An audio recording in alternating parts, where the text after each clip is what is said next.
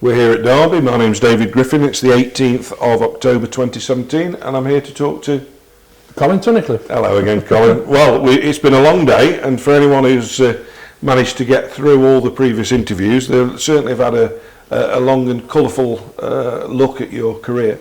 But obviously, the end of your career was early 80s. Yep. Obviously, you finished your career. You then moved in. You were on the committee for a while, weren't you? You worked for the club for a while. Commercial manager, yeah. Yeah. How did that come about?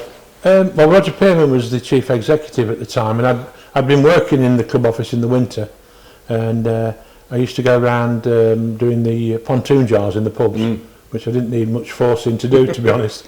But me and Fred Swarbrick used to do it for a bit, and then I'd sort of been doing a little bit of commercial side in the winter, which gave me a full-time job, to be fair. And I did that for I think it was 4 years, commercial manager, and then I did a bit on the committee, and then I was lucky enough to go to Derby County Football Club, and I spent 14 years there. And as I tell a lot of people, that I've done, I think it's 27 years in sport and never done a day's work in my life. This is what it's felt like, really. Well, it's interesting because I think one of the things that I find with sport is there's a certain over-earnestness sometimes about sport. There's this almost, a lot of this shows you medals from in some sports, you know, towards people who haven't played. And it's quite refreshing, I think, that your generation do seem to simply be delighted that you actually got to play sport for a living. Yeah, great. I mean, what else would I have done? I mean, lots of my friends, you know, they used to say to me, you know, you must be the jammiest man in the world, and I was, because it's hard work, and you know, being out in the field for 6-7 hours, and it was hard work. But I tell you what, it's really enjoyable. Yeah. You know, because as you well know, Dave, I mean, I saw you as a 14-year-old in many a pub, and you used to go everywhere. You and your couple of mates, you know, and you loved it, and that's what got you hooked on it, isn't it? Absolutely. You know, and it wasn't just about the cricket was part of it, but there was a catalyst for going somewhere. But you've travelled all over England watching cricket. Well, it's interesting. Somebody asked me what is it about county cricket, and I always said it's the fellowship of county cricket. Yeah. If you ask me the one thing, is it a batsman, a bowler, the weather, or whatever? It's the fellowship of county cricket, right. and you've clearly enjoyed that fellowship over the years. You're still in contact with the game. Obviously, I know you're a regular down here. You keep in touch with the people you played with? Yeah, very much so. I mean, we have the players' dinner here every season, but I do. I mean, Alan Hill's a good friend, Tony Borrington, Harry Cartwright. I think Steely often rings me up and asks me to tell him a joke or lend him some money. There's Bob Taylor. I mean, the first thing we all discuss when we come to the the dinner, the get together, the reunion dinner. I think we discuss what tablets we're on now. Right. You know, are you on simvastatin, or are you on whatever? But and luckily enough, we've had two. You know, Steely and Bob both had a few problems, but you know, they're always the same to me.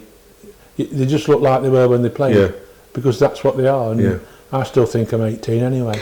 And presume you're probably the last generation of Derbyshire, well, of any county cricketers, that will have this sort of longevity that you had, because, you know, in 30 years' time, you ask Derbyshire players of the modern age, you know, it'll be people who were here for 3 or 4 years before they got poached by Notts or Lancashire.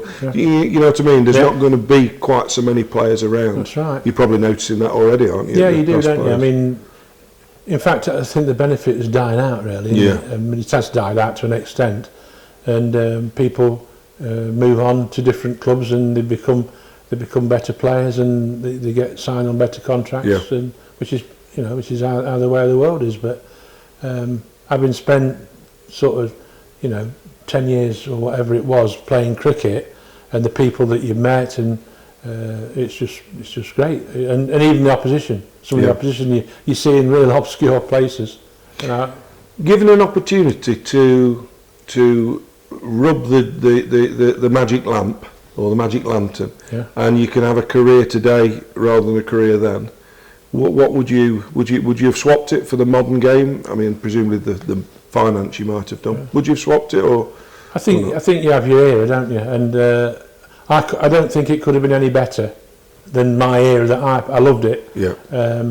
And to play against people that I'd sat and watched on television in test matches, and then all of a sudden you're bowling at them, or you're hitting them for 4 or whatever, then, I mean, how can it get better than that? You can't. And a tournament you never played, which was T20. Yeah. Do you think you'd have been all right in that? You'd have had a role in that, wouldn't you? I was decent at one-day cricket. Yeah. In fact, I'd love to have been able.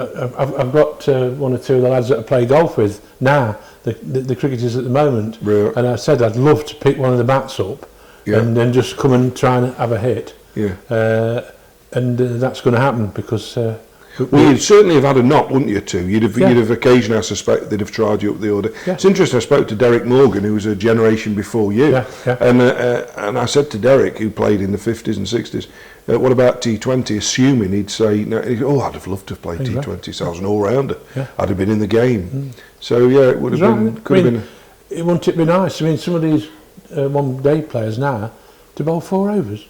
Yeah. 4 overs and smack 20 and win the game. It's a great life, isn't it? And get paid. Absolutely. Whatever. So before we close, Colin, it's been wonderful to hear your recollections, and it's a real, I make no bones about it, it's a real contribution to this project. But if you had to name the best players you've played alongside and the best players you've played against, you could just throw us a few names in this last few minutes, if you could. You're talking Wrighty and Kersey, Endo, played against, Bob Taylor, wicket keeper, best I've ever seen. There's lots of people that, I'd forget to mention someone. I wouldn't want to upset anybody. I'll throw a few in that you played against then. Viv Richards, against. Yeah.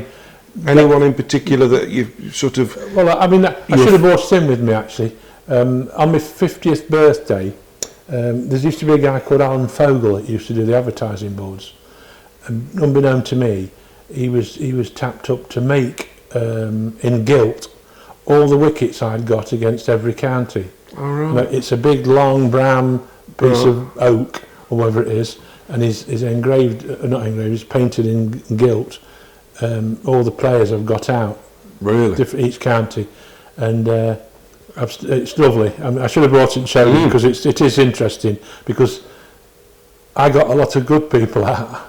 I couldn't get the sloggers out because they probably slogged me because I wasn't quick enough at times. But when you talk about every county had at least 2. Absolutely. I mentioned Viv and McEwen, Davison, Zahir, Sadiq, Mushtaq, Kalicharan, Kanai, and they all played. Greenwich and Richards, Glenn Turner, met him at Malaga Airport last year. Really? Yeah.